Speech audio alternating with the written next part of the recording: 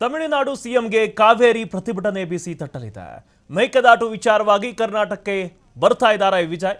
ನೀರು ಬೇಡ ಎಂದು ತೀರ್ಮಾನಿಸಿ ಸಿಎಂ ವಿಜಯ್ ಇಲ್ಲಿಗೆ ಬರಲಿ.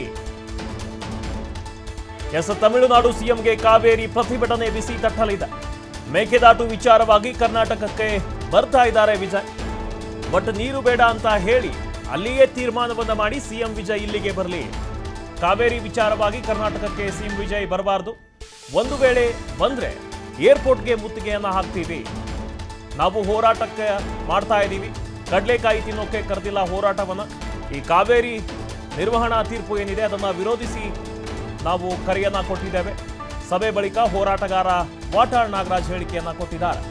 ವಾಟಾಳ್ ನೇತೃತ್ವದಲ್ಲಿ ನಡೆದಂತಹ ಸಭೆಯಲ್ಲಿ ಒಮ್ಮತದ ನಿರ್ಧಾರ ಆಗಿದೆ.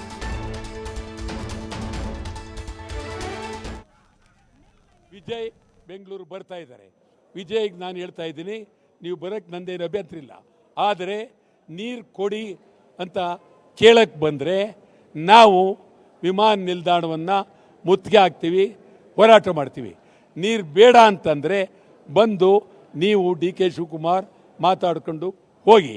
ಆಮೇಲೆ ಆವತ್ತಿನ ದಿನ ಬೆಳಗ್ಗೆ 11 ಗಂಟೆಗೆ ಟೌನ್ ಹಾಲಿಂದ ಭಾರಿ ಅದ್ಭುತವಾದಂಥ ಮೆರವಣಿಗೆ ಸ್ವಾತಂತ್ರ್ಯ ಉದ್ಯಾನವನಕ್ಕೆ ಇಡೀ ರಾಜ್ಯದ ಜನ ಪ್ರೀತಿಯಿಂದ ಗೌರವದಿಂದ ಗಂಭೀರವಾಗಿ ಎಲ್ಲೂ ಏನು ಗಲಾಟೆ ಆಗದೆ ಇದ್ದ ರೀತಿ ನಡಿಬೇಕು ಅಂತೇಳಿ ಕಳಕಳಿಯಿಂದ ಮನವಿ ಮಾಡ್ತೀವಿ.